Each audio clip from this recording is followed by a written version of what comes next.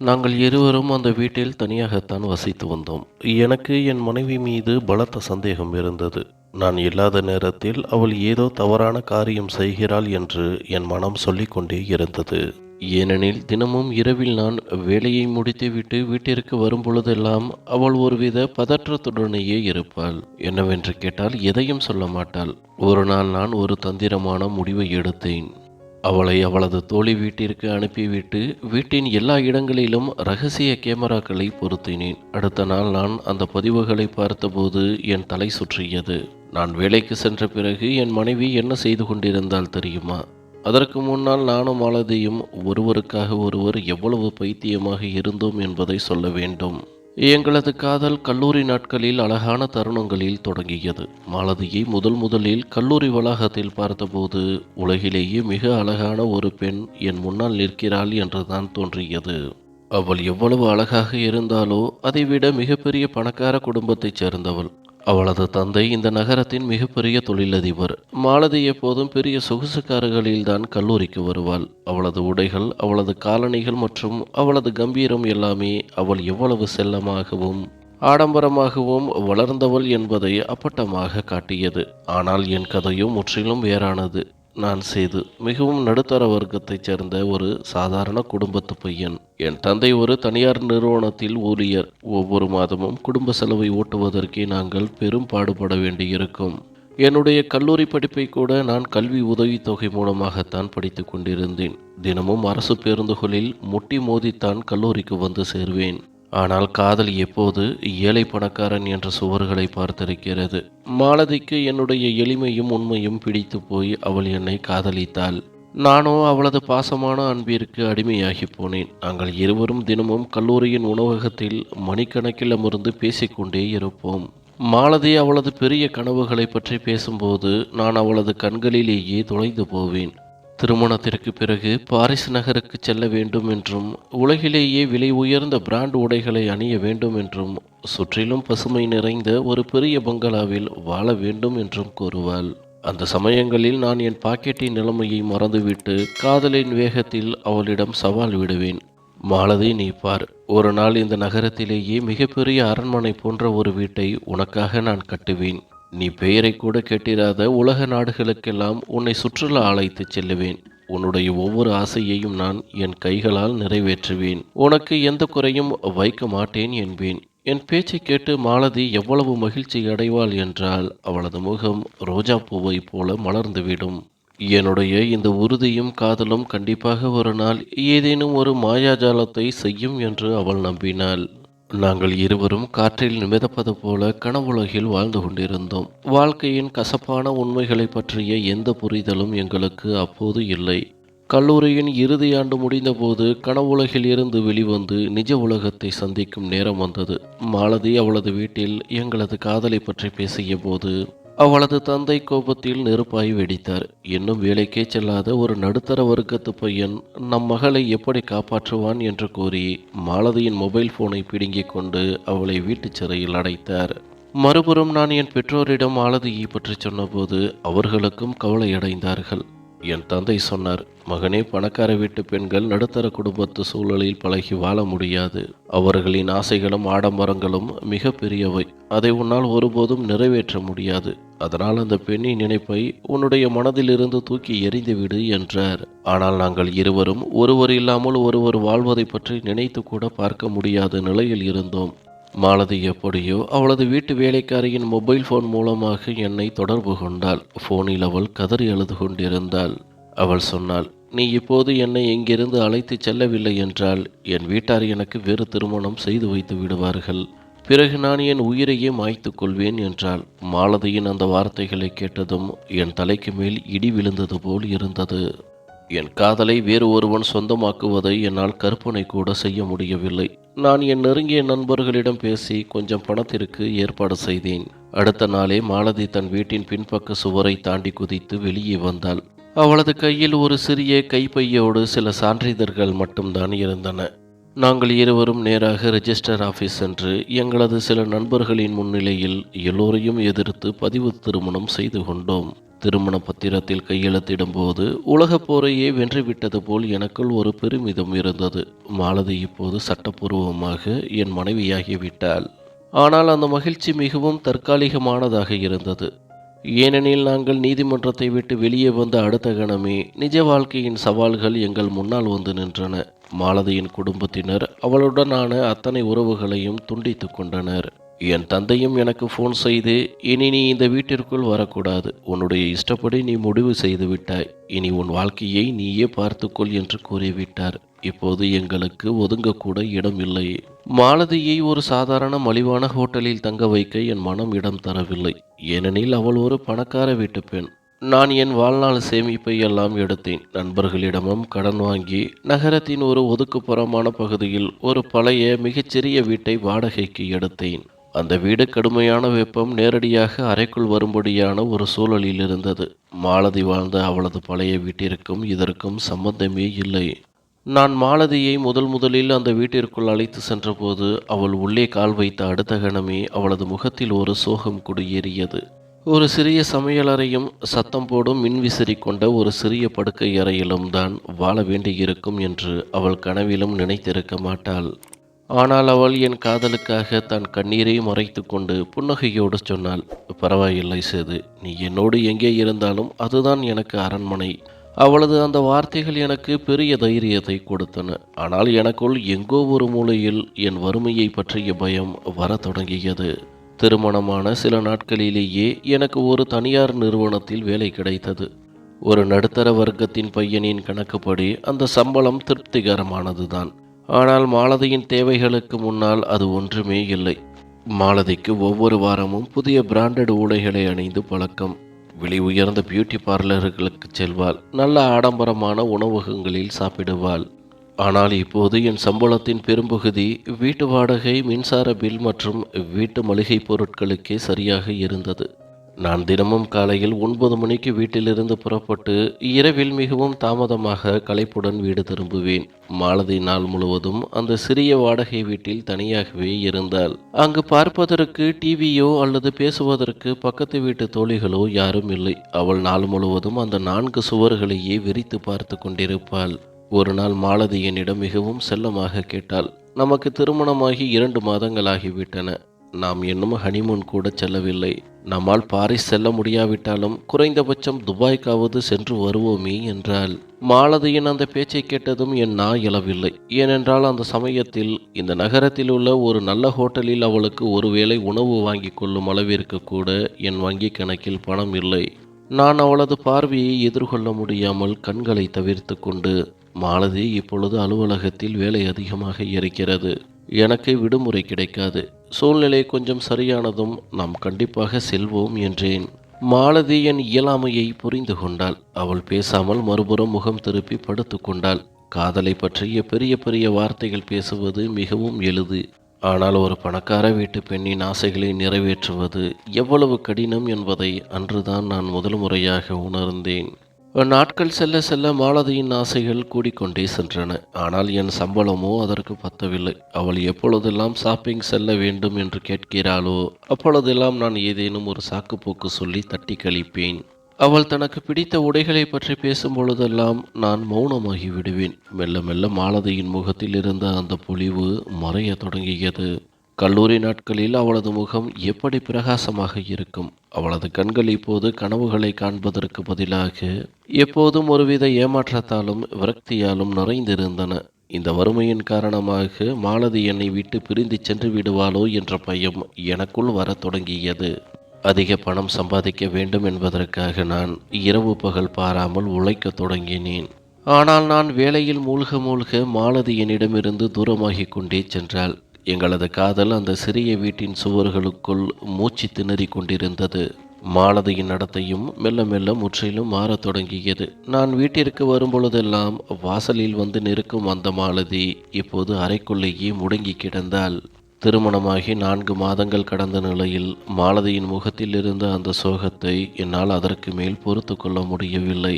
என் மனைவியின் மகிழ்ச்சிக்காக நான் என்ன வேண்டுமானாலும் செய்வேன் என்று முடிவு செய்தேன். அதற்காக என் உயிரையே பணயம் வைக்க வேண்டியிருந்தாலும் சரி. என்னுடைய முதல் வேலையின் சம்பளத்தை கொண்டு வீட்டு வாடகையையும் மளிகை செலவையும் மட்டும்தான் சமாளிக்க முடிந்தது. மாலதியின் ஆசைகளை நிறைவேற்றுவது ஒருபுறம் இருக்கட்டும், அவளை மாதத்திற்கு ஒரு முறை கூட ஒரு நல்ல உணவகத்திற்கு அழைத்துச் சென்று என்னால் உணவளிக்க முடியவில்லை. ஒரு நாள் மாலதி அலமாரியை திறந்து தன் பழைய வீட்டில் இருந்தபோது அணிந்த பிராண்ட் உடைகளை பார்த்து கண் கலங்கினாள்.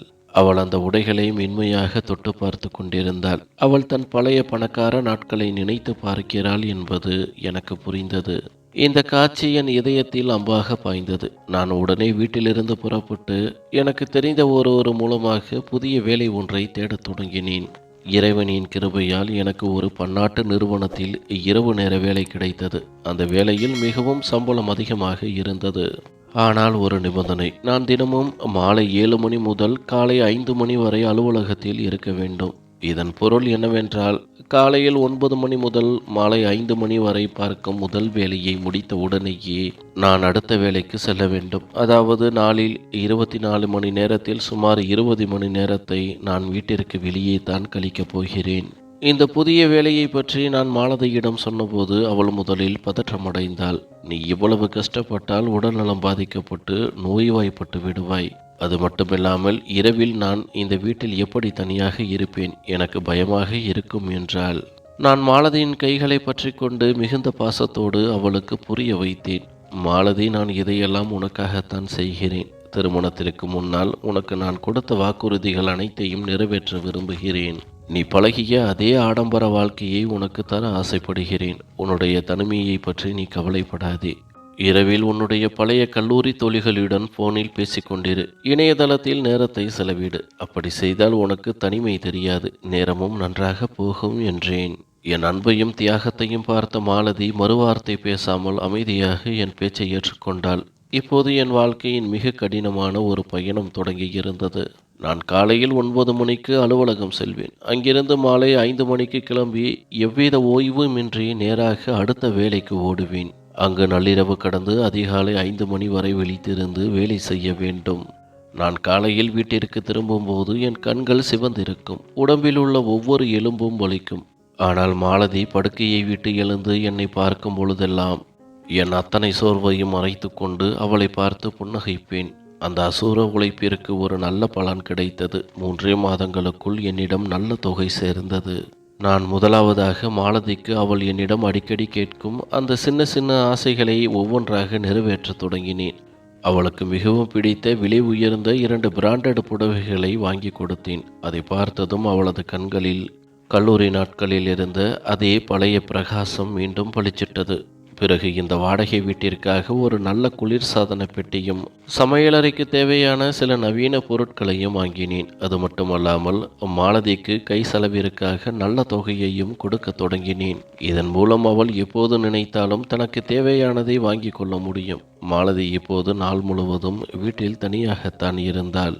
ஆனால் நான் சொன்ன அறிவுரையின்படி அவள் தன் தோழிகளுடன் போனில் பேசி நேரத்தை கழித்து கொண்டிருந்தாள். நான் இரவில் அலுவலகத்திலிருந்து அவளுக்கு ஃபோன் செய்யும் பொழுதெல்லாம் அவளது எண் பெரும்பாலும் பிஸி என்றே வரும். அல்லது அவள் உடனே ஃபோனை துண்டித்துவிட்டு நான் என் கல்லூரி தோழியுடன் பேசி கொண்டிருக்கிறேன் என்று குறுஞ்செய்தி அனுப்புவாள். இதை பார்த்து எனக்குள் ஒரு நிம்மதி ஏற்பட்டது. சரி, என் மனைவி நான் இல்லாத நேரத்தில் தனிமையில் வாடாமல் அவளது பொழுது நன்றாக போகிறது என்று நினைத்து கொண்டேன். மாலதி தன் தோழிகளிடம் போனில் மிகவும் பெருமையாக பேசுவாள். என் கணவர் எனக்காக எவ்வளவு கஷ்டப்படுகிறார் தெரியுமா, பாருங்கள். எனக்காக இந்த பிராண்டட் புடவையை வாங்கி வந்திருக்கிறார். இப்போது அவர் என் எல்லா ஆசைகளையும் நிறைவேற்றுகிறார் என்று கூறுவாள். ஒரு நடுத்தர வர்க்கத்து பையன் தன் தூக்கத்தையும் ஓய்வையும் தியாகம் செய்து தன் மனைவியின் ஆசைகளுக்காக இவ்வளவு உழைக்கின்றானே என்று மாலதியின் தோழிகள் அவளது அதிர்ஷ்டத்தை பார்த்து பொறாமைப்பட்டார்கள்.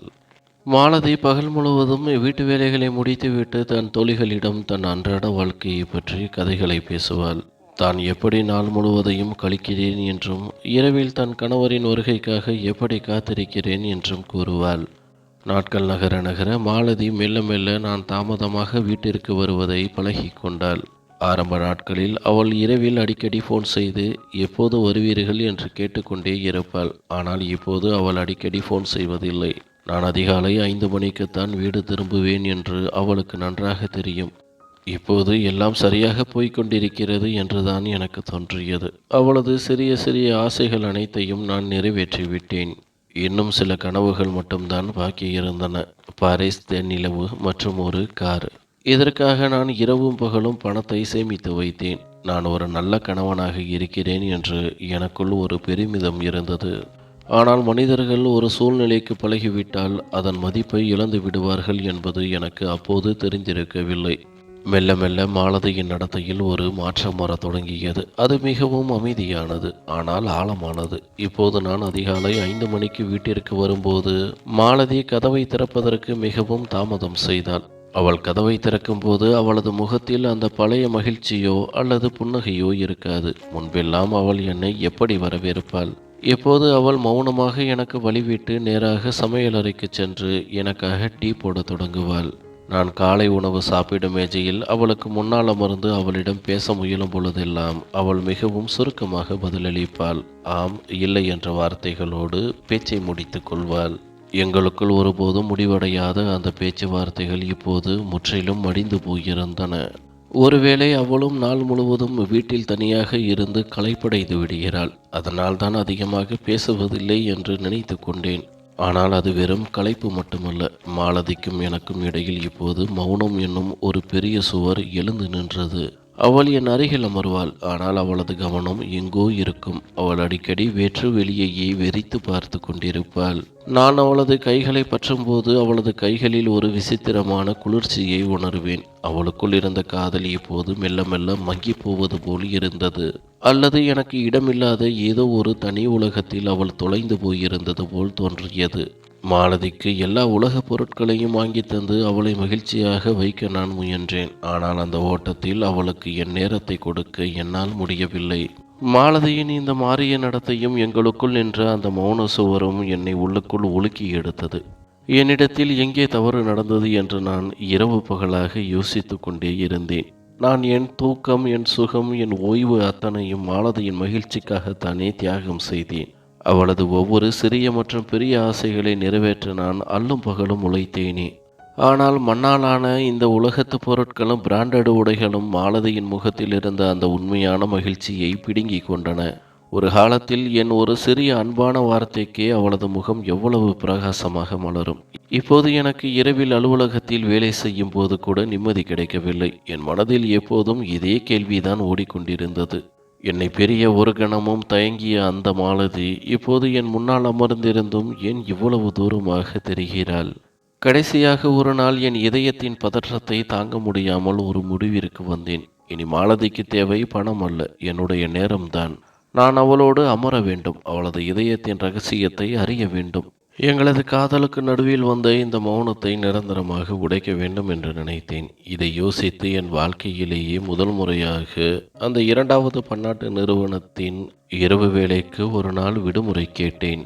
கடந்த பல மாதங்களாக நான் ஒரு நாள் கூட விடுப்பு எடுக்காததால் மேலாளர் முதலில் ஆச்சரியப்பட்டார். ஆனால் என் முகவாட்டத்தை பார்த்துவிட்டு என்னை வீட்டிற்கு செல்ல அனுமதித்தார். அன்று இரவு 11:30 மணிக்கு என் முதல் வேலையை முடித்துவிட்டு 2வது வேலைக்கு செல்லாமல் நேராக வீட்டை நோக்கி புறப்பட்ட போது என் மனதில் ஒரு விசித்திரமான மகிழ்ச்சியும் விறுவிறுப்பும் இருந்தது. நள்ளிரவில் நான் திடீரென அவளுக்கு முன்னால் போய் நிற்கும் போது மாலதி எவ்வளவு மகிழ்ச்சி அடைவாள் என்று கற்பனை செய்து பார்த்தேன். அவளது முகத்தில் ஆச்சரியமும் புன்னகையும் கலந்த அந்த பழைய வண்ணங்கள் மீண்டும் சிதறும் என்று நினைத்தேன்.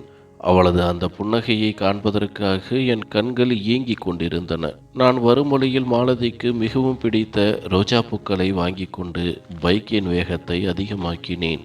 இரவு சரியாக 12 மணிக்கு எங்களது அந்த சிறிய வாடகை வீடு இருக்கும் பழைய கட்டிடத்தின் முன்னால் வந்து நின்றேன். அந்த கட்டிடம் முழுவதும் நள்ளிரவின் ஆழமான மௌனத்தின் மூழ்கி இருந்தது. பெரும்பாலான வீடுகளில் விளக்குகள் அணைக்கப்பட்டிருந்தன. நான் படிகளில் ஏறி என் வீட்டின் கதவின் முன்னால் வந்து நின்றபோது உள்ளே வரவேற்பறையின் விளக்கு எரிந்து கொண்டிருப்பதை பார்த்தேன். நான் புன்னகையோடு என் கையில் இருந்த பூக்களை பார்த்துவிட்டு கதவில் இருந்த அழைப்பு மணியை அழுத்தினேன். மாலதி எப்போதும் போல விழித்திருப்பாள். உடனே கதவை திறந்து விடுவாள் என்று தான் நினைத்தேன். ஆனால் உள்ளே இருந்து எந்த சத்தமும் வரவில்லை. நான் 2 நிமிடங்கள் காத்திருந்து விட்டு மீண்டும் பெல் அடித்தேன். அப்போதும் உள்ளே முழுமையான அமைதி நிலவியது. ஒருவேளை மாலதி படுக்கை அறைக்கு சென்றிருக்கலாம். மின்விசிறியின் சத்தத்தால் அவளுக்கு பெல் சத்தம் கேட்கவில்லை போலும் என்று எனக்குள் நினைத்து கொண்டேன். நான் வெளிப்புற கதவை என் கைகளால் தட்டினேன். சற்று உரத்த குரலில், மாலதி, கதவை திற, நான் வீட்டிற்கு வந்துவிட்டேன் என்று கூப்பிட்டேன். ஆனால் என் இந்த குரலுக்கு பிறகும் உள்ளே இருந்து எந்த அசைவும் தெரியவில்லை. இப்போது என் இதய துடிப்பு மெல்ல மெல்ல அதிகரிக்க தொடங்கியது. ஏனெனில் மாலதி இந்த நேரத்தில் இவ்வளவு ஆழமாக உறங்கக்கூடியவள் அல்ல. அவள் எப்போதும் இரவில் விழித்திருந்து தன் தோழிகளுடன் பேசிக் கொண்டிருப்பாள். நான் 3வது முறையாக கதவை மிகவும் பலமாக தட்டினேன். பெல் பட்டனையும் தொடர்ந்து அழுத்திக் கொண்டே இருந்தேன். இந்த முறை நான் என் காதுகளை கதவோடு சேர்த்து வைத்தபோது உள்ளே வரவேற்பறையில் யாரோ வேகமாக ஓடுவதும் காலடி எடுத்து வைக்கும் லேசான சத்தமும் எனக்கு கேட்டது. ஏதோ ஒரு பதற்றத்தில் யாரோ பொருட்களை அவசர அவசரமாக அள்ளி சுருட்டுவது போலவும் அல்லது எங்கேயாவது ஒளிந்து கொள்ள முயற்சிப்பது போலவும் எனக்கு தோன்றியது. அந்த சத்தம் என் உடல் முழுவதையும் ஒரு நடுக்கத்தை ஏற்படுத்தியது. நான் மீண்டும் கதவை என் கைகளால் குத்தி கொண்டே, மாலதி, நீ உள்ளேதான் இருக்கிறாய், பிறகு ஏன் கதவை திறக்க மாட்டேன் என்கிறாய்? கடவுளுக்காக கதவை திற, எனக்கு பயமாக இருக்கிறது என்றேன். நான் இப்படி கதறி சரியாக 5 நிமிடங்களுக்கு பிறகு உள்ளே கதவின் பூட்டு திறக்கும் சத்தம் கேட்டது. தாழ்பால் திறந்த அடுத்த கணமே நான் கதவை உள்நோக்கி வேகமாக தள்ளினேன். என் முன்னால் நின்ற மாலதியை பார்த்த அடுத்த நொடி என் கையிலிருந்து அந்த ரோஜா பூக்கள் கீழே விழுந்தன. என் காலடி மண்ணே சரிந்தது போல் இருந்தது. என் முன்னால் நின்ற மாலதியின் கோலத்தை பார்த்து, இவள் என் அழகிய ஒழுக்கமான மனைவிதானா என்பதை என் கண்களாலேயே நம்ப முடியவில்லை. மாலதியின் தலைமுடி கலைந்து சீர்குலைந்து போயிருந்தது. யாரோ அவளது முடியை வன்முறையாக இழுத்தது போல் இருந்தது. அவளது கண்கள் முற்றிலும் சிவந்து போயிருந்தன. அதில் ஒரு கடுமையான பயமும் பதற்றமும் அப்பட்டமாக தெரிந்தது. அவள் ஏதோ ஒரு பெரிய ஆபத்திலிருந்து தப்பித்து ஓடி வந்தது போல அவளது மூச்சு பலமாக வாங்கியது. ஆனால் என்னை எல்லாவற்றையும் விட அதிர்ச்சியடைய வைத்தது அவளது ஆடைதான். மாலதி மிகவும் விசித்திரமான கலைந்த ஒரு ஆடையை அணிந்திருந்தாள். அவளது உடைகள் ஆங்காங்கே கசங்கி போயிருந்தன. அதன் மேல் ஏதோ விசித்திரமான கரைகள் படிந்திருந்தன. அது இரத்த கரை அல்ல, ஏதோ ஒரு அடர்ந்த நிறத்தில் இருந்தது.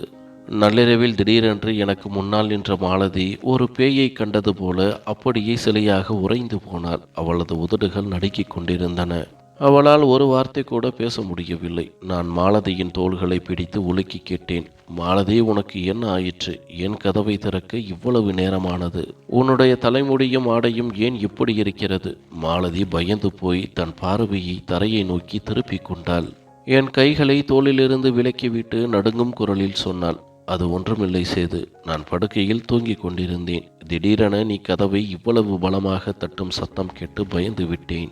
அதுதான் என்னை சமாளித்து கொண்டு வர நேரமாகிவிட்டது என்றாள். மாலதி சொல்வது அப்பட்டமான பொய் என்பது எனக்கு நன்றாக தெரிந்தது. ஏனெனில் அவள் தூங்கி எழுந்தவள் போல் எல்லளவும் தெரியவில்லை. அவளது முகத்தில் இருந்த பயமே அவள் ஏதோ ஒரு பெரிய விஷயத்தை மறைக்கிறாள் என்பதை சொல்லாமல் சொன்னது. நான் மாலதியை அங்கேயே விட்டுவிட்டு வேகமாக வரவேற்பறைக்குள் நுழைந்தேன். அப்போது அங்கிருந்த காற்றில் ஒரு விசித்திரமான வாசனை எனக்கு தெரிந்தது. அது ஒரு ஆண்கள் பயன்படுத்தும் நறுமண திரவியத்தின் வாசனை. அதை நான் ஒருபோதும் பயன்படுத்தியதே இல்லை. என் தலை சுற்றியது. கோபமும் சந்தேகமும் தலைக்கேற நான் வரவேற்பறை முழுவதையும் சுற்றி பார்த்தேன். சோஃபாவில் இருந்த தலையணைகள் கலைந்து தலைகீழாக கிடந்தன. மேஜையின் மேல் ஒரு கிளாஸில் பாதி அளவு தண்ணீர் இருந்தது. எனக்கு என்ன தோன்றியது என்றால், நான் வருவதற்கு சில நொடிகளுக்கு முன்புதான் இந்த அறையில் மாலதியுடன் வேறு ஒரு ஆணும் இருந்திருக்கிறான். என் திடீர் வருகையால் பயந்து போய் அவன் எங்கேயாவது ஒளிந்திருக்கிறான் அல்லது தப்பி ஓடியிருக்கிறான். என் மனம் மீண்டும் மீண்டும் கத்தியது. மாலதி என்னை ஏமாற்றுகிறாள். நான் இல்லாத நேரத்தில் இந்த வீட்டிற்கு யாரோ வருகிறார்கள். நான் ஒரு பைத்தியக்காரனைப் போல படுக்கையை நோக்கி ஓடினேன். மாலதி எனக்கு பின்னால் அழுது கொண்டே ஓடி வந்து என் கைகளை பற்றி கொண்டு, என்ன செய்கிறாய் சேது? ஏன் வீட்டிற்குள் பாய்ந்து தேடுகிறாய் என்றாள். ஆனால் நான் அவளது கையை உதறி தள்ளிவிட்டு படுக்கை அறை கதவை திறந்தேன். அங்கே படுக்கை விரிப்பு கசங்கி போயிருந்தது. நான் அலமாரியை திறந்து பார்த்தேன். கட்டிலுக்கு அடியிலும் குனிந்து பார்த்தேன். ஆனால் அங்கே யாரும் இல்லை. பிறகு நான் சமையலறைக்கு ஓடினேன். சமையலறையின் ஒவ்வொரு மூலையையும் அங்குலம் அங்குலமாக தேடினேன். ஆனால் அங்கும் எந்த மனிதனும் இல்லை. இறுதியாக என் பார்வை சமையலறையின் பின்பக்க கதவின் மேல் விழுந்தது. அது பின்பக்க தெருவின் நோக்கி திறக்கும் கதவு. அந்த தாழ்பால் உள்ளே இருந்துதான் போடப்பட்டிருந்தது. ஆனால் அதன் சங்கிலி சற்று தளர்வாக ஆடிக்கொண்டிருந்தது. எனக்கு இப்போது 100% உறுதியாகிவிட்டது. நான் முன்பக்க கதவை தட்டி கொண்டிருந்த அதே நேரத்தில் மாலதி அந்த ஆணை இந்த பின்பக்க கதவு வழியாகத்தான் வெளியே ஓடவிட்டிருக்கிறாள். அதனால்தான் அவளுக்கு கதவை திறக்க இவ்வளவு நேரமாகி இருக்கிறது. என் தலை வலியால் வெடித்துவிடும் போல் இருந்தது. மாலதி சமையலறை கதவின் அருகே நின்று அழுது கொண்டே, நீ என்னை சந்தேகப்படுகிறாய். நான் இங்கே தனியாக பயந்து கொண்டிருந்தேன். நீ என்னவென்றால் இங்கே வந்து சோதனையிடுகிறாய் என்று கூறினாள். ஆனால் மாலதியின் கண்களில் தெரிந்த அந்த பயமும் அவளது கலைந்த ஆடையும் என் மனதில் ஆழ பதிந்து விட்டன. என் இரவுகளின் தூக்கத்தை விற்று காதலோடு நான் கட்டி எழுப்பிய அந்த மாளிகையின் அடித்தளத்தில் இப்போது வேறொருவன் தன் உரிமையை கொண்டாடிவிட்டான் என்பது எனக்குள் உறுதியாகிவிட்டது. மாலதியின் இந்த நிலையை பார்த்து நான் உள்ளுக்குள் முற்றிலும் உடைந்து போயிருந்தேன். ஆனால் அவளது முகத்தில் தெரிந்த அந்த பயங்கரமான நடுக்கத்தையும் அவளது நடுங்கும் குரலையும் பார்த்த என் மனதிலிருந்த கணவன் ஒரு முடிவெடுத்தான். இந்த சமயத்தில் நான் என் கோபத்தை காட்டினாலோ அல்லது மாலதியிடம் கடுமையாக நடந்து கொண்டாலோ விஷயம் கையை மீறி போய்விடும். மாலதி ஒருபோதும் என்னிடம் உண்மையை சொல்ல மாட்டாள் என்பதை நான் உணர்ந்தேன். நான் ஒரு நீண்ட பெருமூச்சு விட்டேன். என் இதயத்தில் எழுந்த அந்த சந்தேக புயலை வலுக்கட்டாயமாக அடக்கி கொண்டு என் முகத்தின் பாவனைகளை அப்படியே மாற்றினேன். மாலதியின் நடுங்கும் கைகளை பற்றி கொண்டு அவளை இழுத்து என் நெஞ்சோடு அணைத்து கொண்டேன். அவளது தலையை கோதிவிட்டு மிகவும் மென்மையான அன்பான குரலில் சொன்னேன், மாலதி என் செல்லமே, நீ ஏன் இவ்வளவு பதற்றம் அடைகிறாய்? கடவுளுக்காக அழுவதை நிறுத்து. நான் உன்னை சந்தேகப்படவே இல்லை. நீதான் என் காதல், என் மனைவி.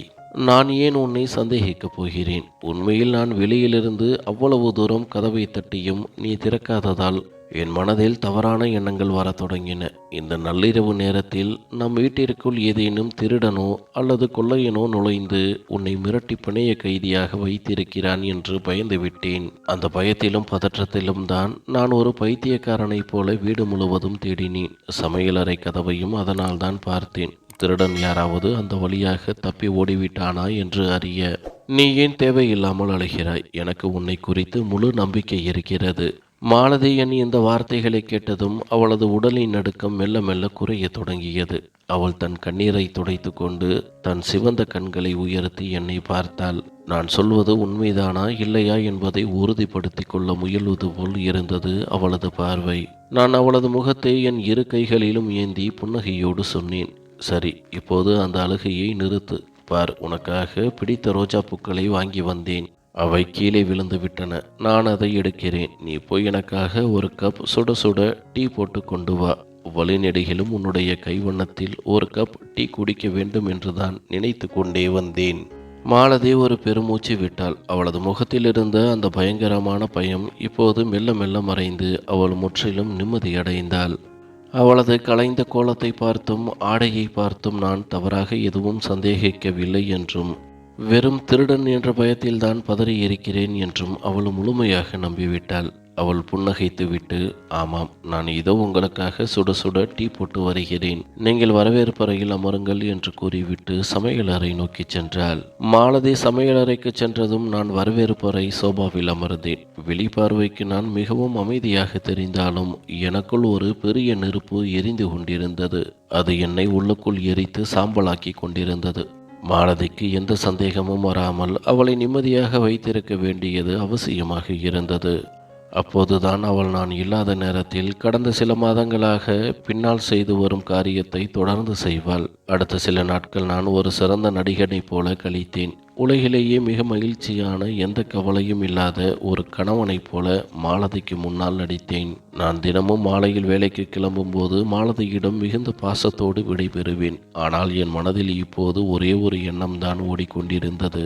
இந்த வீட்டில் எப்படியாவது ஒரு ரகசிய கேமராக்களை பொருத்த வேண்டும். நான் இல்லாத நேரத்தில் இந்த வீட்டில் என்ன நடக்கிறது என்ற முழு உண்மையும் என் கண் முன்னால் வர வேண்டும். ஒரு நாள் காலையில் நான் மாலதியிடம் சொன்னேன், மாலதி, நீ கடந்த சில நாட்களாகவே வீட்டிலேயே தனியாக இருந்து மிகவும் சோர்வாகவும் சோகமாகவும் தெரிகிறாய். நீ ஏன் 2 அல்லது 3 நாட்களுக்கு உன்னுடைய தோழி வீட்டிற்கு சென்று தங்கிவிட்டு வரக்கூடாது? அங்கே உனக்கு மனமாற்றமாகவும் இருக்கும். நீ கொஞ்சம் ஓய்வும் எடுக்கலாம் என்றேன். மாலதியின் தோழி ஒருத்தி முற்றிலும் தனியாக வசித்து வந்தாள். அவளது பெற்றோர் வெளிநாட்டில் இருந்ததால் அவள் இங்கே தனியாக தங்கி படித்து கொண்டிருந்தாள். திருமணத்திற்கு முன்பும் மாலதி அவளது தோழி வீட்டில் அடிக்கடி தங்குவது வழக்கம். அதனால்தான் நான் அவளை அங்கே செல்லும்படி யோசனை கூறினேன். மாலதி முதலில் மறுத்தாள். ஆனால் நான் மிகுந்த பாசத்தோடு அவளை வற்புறுத்தியதும் அவள் ஒப்புக்கொண்டாள். அடுத்த நாளே நான் மாலதியை அவளது தோழி வீட்டில் கொண்டு போய்விட்டேன். அவள் சென்ற அடுத்த கணமே நான் நேராக மின்னணு பொருட்கள் விற்கும் சந்தைக்கு விரைந்தேன். அங்கே நான் மிகவும் நவீன மற்றும் மிகச்சிறிய 4 ரகசிய கேமராக்களை வாங்கினேன். வாடகை வீட்டிற்கு திரும்பி வந்து ஒரு கேமராவை வரவேற்பறை சுவர் கடிகாரத்திற்குள் பொருத்தினேன். 2வது கேமராவை படுக்கையறை தொலைக்காட்சியின் கீழ் மறைத்து வைத்தேன். 3வது கேமராவை சமையலறையில் இருந்த ஒரு டப்பாவில் ஒளித்து வைத்தேன். 4வது கேமராவை மெயின் கதவிற்கு சரியாக மேல் பக்கத்தில் ஒரு மனிதன் கனவிலும் நினைத்து பார்க்க முடியாதவாறு செட் செய்தேன். இந்த அத்தனை கேமராக்களின் இணைப்பையும் என் மொபைல் போனில் இருந்த ஒரு ரகசிய செயலியுடன் இணைத்தேன். இதன் மூலம் என்னால் நேரடி பதிவுகளை எப்போது வேண்டுமானாலும் பார்க்க முடியும். அடுத்த நாள் மாலதி தோழி வீட்டிலிருந்து திரும்பி வந்தாள். நானும் எப்போதும் போல மாலையில் தயாராகி வேலைக்கு புறப்பட்டேன். இரவு 12 மணி வரை நான் என்னை மிகவும் கட்டுப்படுத்தி கொண்டேன். என் மொபைல் போனை தொட்டுக்கூட பார்க்கவில்லை. ஏனெனில் என் அலுவலக வேலைகளை நிம்மதியாக முடித்துவிட்டு மாலதி வீட்டில் இருக்கும்போதோ அல்லது இல்லாத போதோ நடக்கும் உண்மையை ஒரே அடியாக என் கண் முன்னால் பார்க்க வேண்டும் என்று நினைத்தேன். என் இதய துடிப்பை கட்டுக்குள் வைத்துவிட்டு எனக்கு கொஞ்சம் ஓய்வு கிடைத்த நேரம் உடனே என் மொபைலில் இருந்த அந்த ரகசிய செயலியை திறந்தேன். நான் முதலில் வரவேற்பறையில் இருந்த கேமராவின் நேரடி பதிவை ஆன் செய்தேன். அங்கே முழு இருட்டாக இருந்தது. எல்லா பொருட்களும் அந்த இருட்டில் அப்படியே அமைதியாக கிடந்தன. பிறகு படுக்கையறை கேமராவை இயக்கிய போது அங்கே படுக்கையறையின் நைட் லேம்ப் எரிந்து கொண்டிருந்தது. அதன் லேசான நீல நிற ஒளி அறை முழுவதும் பரவி இருந்தது. மாலதி படுக்கையில் அமைதியாக படுத்திருந்தாள். அவள் ஒரு போர்வையை போர்த்தி கொண்டு மிகவும் நிம்மதியாக தூங்குவது போல் தெரிந்தது. நான் அந்த நேரடி வீடியோ பதிவை என் மொபைல் திரையில் ஆன் செய்து அப்படியே என் முன்னால் வைத்து கொண்டேன். அதே சமயம் என் அலுவலக வேலைகளையும் பார்த்து கொண்டிருந்தேன். நான் அடிக்கடி என் கோப்புகளை பார்ப்பேன். மறுபடியும் என் பார்வை மொபைல் திரையின் மேல் நிலை கொத்தி நிற்கும். ஆனால் கேமராவில் எனக்கு சிறிதும் சந்தேகம் மறுபடியான எந்த ஒரு விஷயமும் நடக்கவில்லை.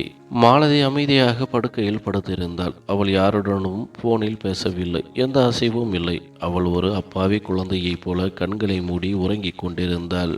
நான் இரவு முழுவதும் என் வேலையோடு சேர்த்து அந்த நேரடி பதிவையும் பார்த்து கொண்டே இருந்தேன். அதிகாலை 4 மணியானது. பிறகு 5 மணியானது. ஆனால் வீடு முழுவதும் ஒரு துரும்பு கூட அசையவில்லை. மாலதி எந்த தவறான காரியமும் செய்யவில்லை. அவள் இரவு முழுவதும் படுக்கையை விட்டு எழுந்திருக்க கூட இல்லை. என் ஷிப்ட் முடிந்து நான் பைக்கில் வீட்டிற்கு புறப்பட்ட போது என் மனதில் ஒரு விசித்திரமான மகிழ்ச்சியும் அதே சமயம் ஒரு ஆழமான குற்ற உணர்ச்சியும் ஏற்பட்டது. என்மேல் எனக்கே கடுமையான கோபம் வந்தது. நான் எவ்வளவு பெரிய பாவி! இவ்வளவு பாசமான உண்மையான என் மனைவி மேல் இவ்வளவு பெரிய சந்தேகத்தை கிளப்பி இருக்கிறேனே என்று நினைத்தேன். மாலதி எனக்காக தன் பணக்கார குடும்பத்தை துறந்தாள். பெற்றோரை எதிர்த்தாள். இந்த சிறிய வாடகை வீட்டில் தனியாக வாழ சம்மதித்தாள். ஆனால் நானோ அவளது தியாகத்திற்கு பரிசாக அவளையே சந்தேகப்படுகிறேன். அன்று இரவு அவளது கலைந்த கோலத்திற்கு மாலதி சொன்ன காரணம்தான் உண்மை. திடீரென நான் பலமாக கதவை தட்டியதால் அவள் பயந்து போயிருக்கிறாள். அந்த பதற்றத்தில்தான் அவளுக்கு மூச்சு வாங்கி இருக்கிறது. நானோ ஒரு பைத்தியக்காரனைப் போல வீடு முழுவதும் திருடனையும் ஆண்கள் பயன்படுத்தும் சென்ட் வாசனையையும் தேடி அலைந்திருக்கிறேன்.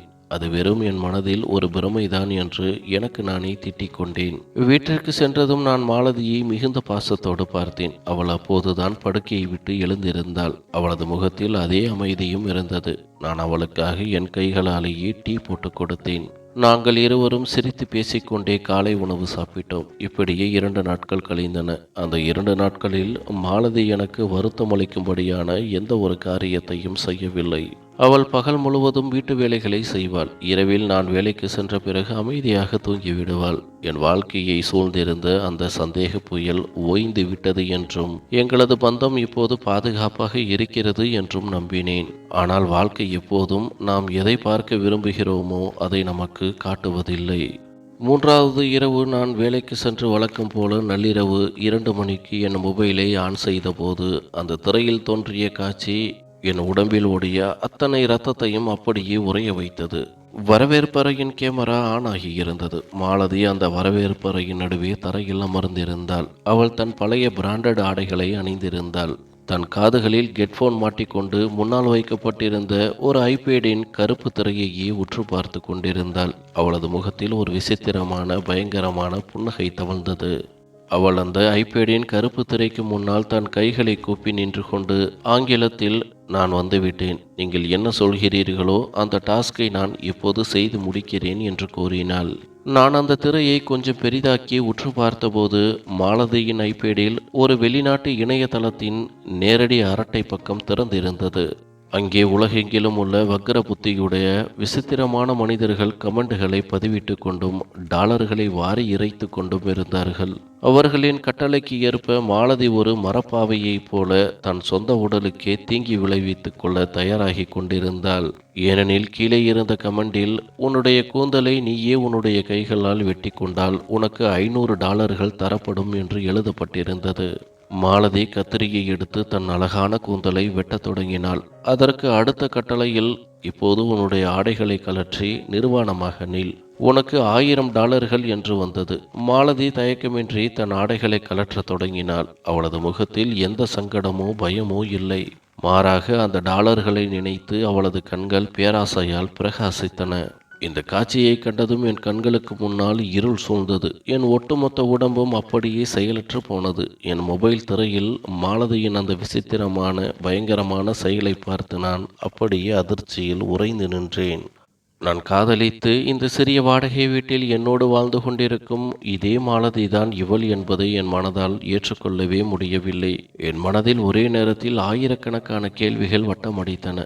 மாலதி ஏன் தினமும் இரவில் நான் இல்லாத நேரத்தில் இதையெல்லாம் செய்கிறாள்? அவளது தலையில் அப்படி என்ன வெறி ஏறியிருக்கிறது? தன் சொந்த அழகான உடலையே இவ்வளவு இரக்கமில்லாமல் நிர்வாணமாக காட்டிக்கொள்கிறாள். பணத்துக்காகவா, பேராசைக்காகவா? நான் கோபமும் அதிர்ச்சியும் கலந்த ஒரு விசித்திரமான மனநிலைக்கு தள்ளப்பட்டேன். இப்போதே வீட்டிற்கு ஓடிச் செல்லவா அல்லது காலை வரை காத்திருக்கவா என்று எனக்கு புரியவில்லை. ஆனால் நான் மிகவும் சிரமப்பட்டு என் உணர்ச்சிகளை கட்டுப்படுத்தி கொண்டேன். ஏனெனில் அந்த சமயத்தில் நான் அவசரப்பட்டு ஏதேனும் ஒரு தப்பான முடிவை எடுத்தால் மாலதி உஷாராகி விடுவாள். என்னால் இந்த ஒட்டுமொத்த விளையாட்டின் ஆணிவேரை ஒருபோதும் கண்டறிய முடியாது என்பதை நான் அறிந்தேன். நான் ஒரு நீண்ட பெருமூச்சு விட்டேன். என் நடுங்கும் கைகளால் மொபைல் திரையை அணைத்துவிட்டு வெளிப்பார்வைக்கு என் அலுவலக வேலைகளை மீண்டும் பார்க்க தொடங்கினேன். நான் வேலையில் மூழ்கிவிட்டேன். ஆனால் என் கவனமோ முழுக்க முழுக்க அந்த வரவேற்பறை மற்றும் படுக்கையறை கேமராக்களிலேயே அலைபாய்ந்து கொண்டிருந்தது. இரவின் மீதி நேரத்தை நான் ஒவ்வொரு வினாடியாக எண்ணி எண்ணி கழித்தேன். சரியாக 5 மணிக்கு என் ஷிப்ட் முடிந்ததும் நான் பைக்கை கிளப்பி அதிவேகமாக வீட்டை நோக்கி பறந்தேன். வழிநெடுகிலும் என் மனதில் அந்த வன்முறையான நிர்வாண காட்சியும் அந்த அரட்டையின் விஷமமான கட்டளைகளும் தான் ஓடிக்கொண்டிருந்தது. ஆனால் இரவில் கேமராவில் எல்லாவற்றையும் பார்த்து விட்டேன் என்பதை மாலதியிடம் எந்த இடத்திலும் காட்டிக்கொள்ளக்கூடாது என்பதில் நான் உறுதியாக இருந்தேன். நான் மிகவும் சாதாரணமாக வாடகை வீட்டின் கதவு முன்னால் வந்து நின்று எப்போதும் போல பெல் அடித்தேன். இந்த முறை மாலதி கதவை திறக்க சற்று தாமதம் செய்தாள். கதவு திறந்தபோது மாலதி தன் உடல் முழுவதையும் ஒரு பெரிய துப்பட்டாவால் போர்த்தி தன் நிர்வாணத்தை எப்படியாவது மறைக்க முழுமையாக முயன்று கொண்டிருந்தாள். அவளது முகத்தில் ஒரு விசித்திரமான பதற்றம் அப்படியே அப்பட்டமாக தெரிந்தது. நான் என் முகத்தில் ஒரு சாதாரண புன்னகையை வரவழைத்து கொண்டு வரவேற்பறைக்குள் நுழைந்து சோஃபாவில் அமர்ந்தேன். மாலதி எனக்கு பின்னால் வந்து நடுங்கும் குரலில், வந்துவிட்டீர்களா? நான் உங்களுக்கு டீ போட்டு வருகிறேன் என்றாள். நான் அவளை உற்று பார்த்து மிகுந்த பாசத்தோடு கேட்டேன், மாலதி என் செல்லமே, காலையிலேயே ஏன் இவ்வளவு பெரிய துப்பட்டாவை போர்த்தி இருக்கிறாய்? உனக்கு குளிர்கிறதா என்றேன். மாலதி தன் துப்பட்டாவை இன்னும் முன்னோக்கி இழுத்து என் பார்வையை தவிர்த்தபடி, ஆமாம், காலையில் கொஞ்சம் குளிர்ந்த காற்று வீசுகிறது, அதனால் குளிராக இருந்தது, அதான் போர்த்தி கொண்டேன் என்றாள். நான் அவளது கையை பற்றி என் அருகில் சோஃபாவில் அமர வைத்தேன். மாலதியின் ஒட்டுமொத்த உடலும் நடுங்கிக் கொண்டிருப்பதை நான் கவனித்தேன். நான் அவளது முகத்தை என் கைகளில் ஏந்தி மிக மெதுவாக அவளிடம் கேட்டேன், மாலதி, நீ ஏன் இவ்வளவு பதற்றமடைகிறாய்? உன்னுடைய உடம்பு முழுவதும் ஏன் இந்த துப்பட்டா? என்னிடம் உண்மையை சொல் என்றேன். மாலதி கண்களில் நீர்மொழுக நடுங்கும் குரலில் சொன்னாள், நேற்று இரவு நான் டீ போட்டு கொண்டிருந்தேன். திடீரென்று யாரோ முன்கதவை தட்டும் சத்தம் கேட்டது. நான் பயந்து போய் ஜன்னல் வழியாக பார்த்தேன். அது என் பழைய தோழி சுஜாதா. அவள் அவசரமாக வந்திருந்தாள். நான் கதவை திறந்தேன். அவளுடைய கை மற்றும் கால்களில் காயங்கள் இருந்தன. அவளது கணவன் அவளை அடித்து விரட்டி விட்டான் என்று சொல்லி அழுதாள். நான் அவளை உள்ளே அழைத்து அவளது காயங்களுக்கு மருந்து போட்டேன். அப்போதுதான் நீ வந்தாய். நான் பயந்து போய் அவளை பின் கதவு வழியாக அனுப்பிவிட்டேன். உனக்கு தெரியுமே, நீ யாரையும் வீட்டிற்கு அழைக்க விரும்ப மாட்டாய் என்று. அதனால்தான் நான் உனக்கு உண்மையை சொல்லாமல் மறைத்தேன் என்றாள். மாலதியின் இந்த அப்பட்டமான பொய்யும் அவள் கொடுத்த விளக்கத்தையும் கேட்டு எனக்கு ஆச்சரியமாக இருந்தது. ஆனால் நான் என் முகபாவனைகளை சற்று மாற்றிக்கொள்ளவில்லை. அவளது ஒட்டுமொத்த சுயரூபத்தையும் நான் இரவே என் கண்களால் பார்த்துவிட்டேன் என்பதை அவளுக்கு காட்டிக்கொள்ளவில்லை. அவளது கன்னத்தை மென்மையாக தொட்டு புன்னகையோடு சொன்னேன், சரி, பரவாயில்லை. நீ ஏன் இவ்வளவு பதற்றமடைகிறாய்? அவள் உன் தோழி என்றால் நீ உதவி செய்வது மிகவும் இயற்கைதான். நீ போய் எனக்காக சுட சுட டீ போட்டு வா. மாலதி நான் சொன்ன இந்த விசித்திரமான பொய்யை அவளது கணவன் நம்பிவிட்டான் என்று நினைத்ததும் அவளது முகத்தில் ஒரு பெரிய நிம்மதி தெரிந்தது. தன் கணவன் எவ்வளவு ஏமாளி! தான் எதை சொன்னாலும் அப்படியே நம்பிவிடுகிறான் என்று அவளுக்குள் நினைத்திருக்க வேண்டும். அவள் மகிழ்ச்சியோடு சமையலறை நோக்கி சென்றாள். நானோ சோஃபாவில் அமர்ந்து வெட்ட வெளியேயே வெறித்து பார்க்க தொடங்கினேன். தன் கணவன் அவளது ஒவ்வொரு பொய்யையும் அவளது ஒவ்வொரு அடியையும் கண்காணிக்க தயாராகிவிட்டான் என்பது மாலதிக்கு தெரியாது. அடுத்த 2 நாட்களுக்கு நான் அந்த இரகசிய கேமராக்கள் மூலமாக மாலதியின் ஒவ்வொரு அசைவையும் கவனித்தேன். மாலதி அந்த தப்பான காரியத்தை ஏதோ ஒரு முறை தவறுதலாக செய்தாளா அல்லது அவளது அன்றாட வாடிக்கையா என்பதை நான் அறிய விரும்பினேன். ஆனால் அந்த 2 நாட்களில் நான் கண்ட காட்சிகள் என் இதயத்தில் எஞ்சியிருந்த கடைசி ஆசைகளையும் மண்ணோடு மண்ணாக அழித்துவிட்டன. மாலதி தினமும் இரவில் நான் வேலைக்கு சென்ற பிறகு அதே இணையதளத்தை திறந்தாள். தன் விலை உயர்ந்த ஆடைகளையும் நகைகளையும் அணிந்து கொண்டு அந்த பளபளக்கும் திரையின் முன்னால் அமர்ந்து அரட்டை அறையில் இருந்த விசித்திரமான மனிதர்களின் கட்டளைக்கு ஏற்ப விசித்திரமான ஆபத்தான டாஸ்க்குகளை செய்து முடித்தாள். அவர்களின் கட்டளைப்படி அவள் தன்னுடைய உடலை நிர்வாணமாக காட்டிக்கொண்டாள். சில சமயங்களில் தன்னுடைய உடலின் வலியை உண்டாக்கும் செயல்களையும் செய்தாள். இவை அனைத்தும் சட்டத்திற்கு புறம்பான செயல்கள். அவள் இதையெல்லாம் ஏதோ கட்டாயத்தின் பேரில் செய்யவில்லை. தன் சொந்த விருப்பத்தோடு முழு மனதுடன் செய்து கொண்டிருந்தாள். அவளது முகத்தில் இப்போது எந்த பயமும் இல்லை. மாறாக அந்த விசித்திரமான வேலைகளை செய்யும் போது அவள் புன்னகைத்தாள். டாலர்கள் கணக்கில் பணம் வரும்போது மகிழ்ச்சி அடைந்தாள். மாலதி யாருடைய மிரட்டலுக்கும் அடிமையாகவில்லை. அவள் தன் ஆடம்பர ஆசைகளுக்காகவும் பணத்திற்காகவும் மட்டுமே இதை செய்கிறாள் என்பது எனக்கு 100% உறுதியானது. 3வது நாள் காலை நான் வேலையை முடித்துவிட்டு வீட்டிற்கு வரும்போது எனக்குள் இருந்த அந்த பழைய அன்பான கணவன் முற்றிலும் மடிந்து போயிருந்தான். என் முகத்தில் ஒரு விசித்திரமான கசப்பும் கோபமும் குடியேறியிருந்தது.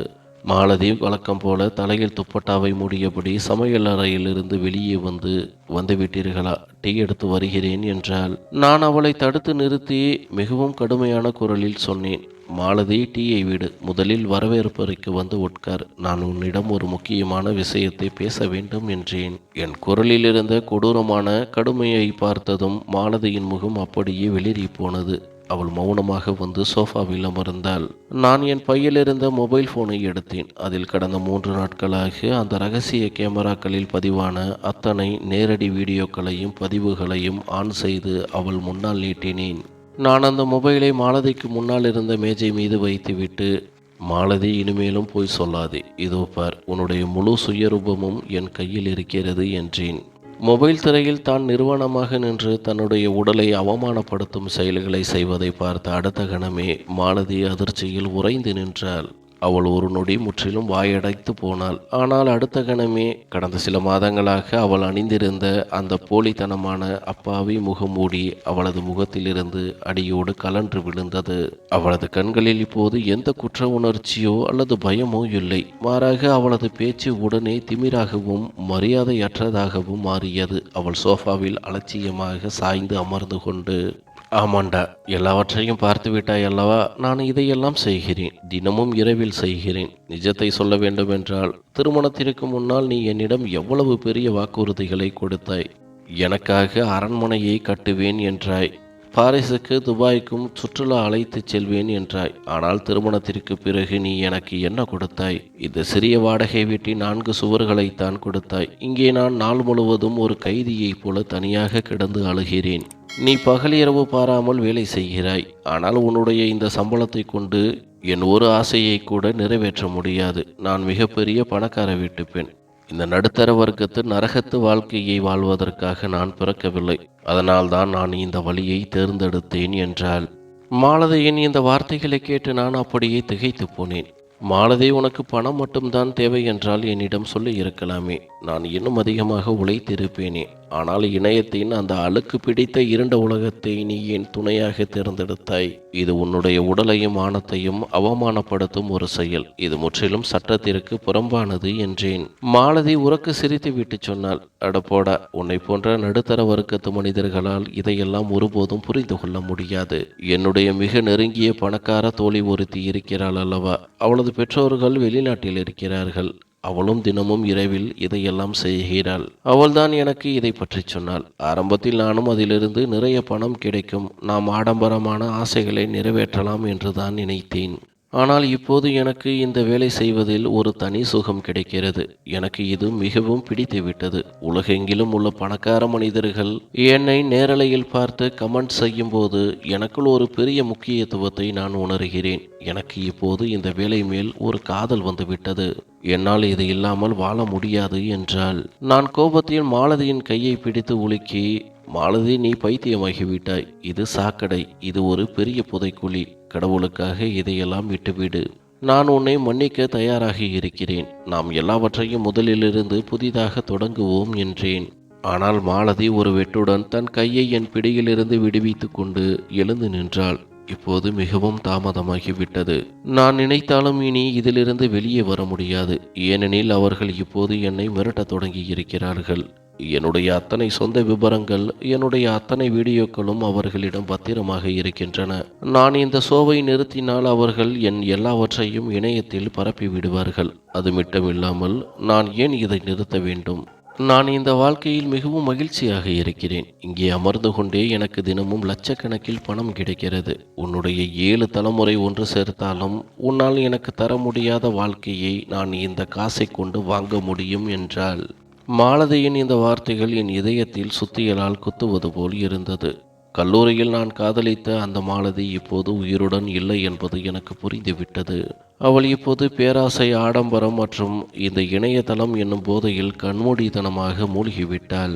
அவளுக்கு என் காதலின் மீதோ என் மானத்தின் மீதோ எந்தவித அக்கறையும் இல்லை. நான் அவளை பார்த்தேன். என் கண்களில் கண்ணீர் வழிந்தது. ஆனால் என் முடிவு இப்போது மிகவும் உறுதியாகிவிட்டது. நான் என் பையிலிருந்து எங்களது திருமண பத்திரத்தை எடுத்து அவளுக்கு முன்னால் இருந்த மேஜை மீது வீசினேன். ஒரு நீண்ட பெருமூச்சு விட்டு மாலதியை நோக்கி மிகவும் இறுதியான குரலில் சொன்னேன், மாலதி, உன்னுடைய மகிழ்ச்சிக்காக என் தூக்கம், என் சுகம், என் இளமை அத்தனையும் நான் தியாகம் செய்தேன். ஆனால் நீ பணத்திற்காகவும் ஆடம்பரத்திற்காகவும் என் காதலையும் என் மானத்தையும் ஏலம் போட்டு விட்டாய். தன் ஆடம்பர ஆசைகளுக்காக தன் சொந்த உடலையே நிர்வாணமாக காட்டி விற்க துணிந்த ஒருத்தி என் மனைவி என்று சொல்லிக்கொள்ள சற்றும் தகுதியற்றவள். நீ உன்னுடைய இந்த பணத்தோடும் இந்த அழுக்கு உலகத்தோடும் சந்தோஷமாக இரு. நான் உன்னை எப்போதும் விலகிச் செல்கிறேன் என்றேன். நான் என் பையை எடுத்தேன். மாலதியை அந்த வரவேற்பறையில் அவளது டாலர்களோடும் அவளது ஐபேடோடும் தனியாக விட்டுவிட்டு அந்த வீட்டின் கதவை மூடிவிட்டு வெளியேறினேன். நான் மாலதிக்கு விவாகரத்து அளிக்க முடிவு செய்தேன். அவளது ஜீவனாம்சமாக அந்த வாடகை வீட்டின் உரிமையையும் அவளது பெயரிலேயே விட்டுவிட்டேன். என் இரவுகளின் இரத்தத்தை விற்று நான் ஆசையோடு கட்டிய எங்களின் காதலின் மாளிகை மாலதியின் பேராசையாலும் இணையதளத்தின் அழுக்காலும் கருகி போய் சாம்பல் மேடானது. அந்த பாலடைந்த நள்ளிரவு இருட்டில் நான் முற்றிலும் தனித்து நின்றேன். இப்போது நான் என் சொந்த வீட்டை நோக்கி என் காலடிகளை எடுத்து வைக்க வேண்டும். என் பெற்றோரின் கால்களில் விழுந்து மன்னிப்பு கேட்க வேண்டும். நன்றி.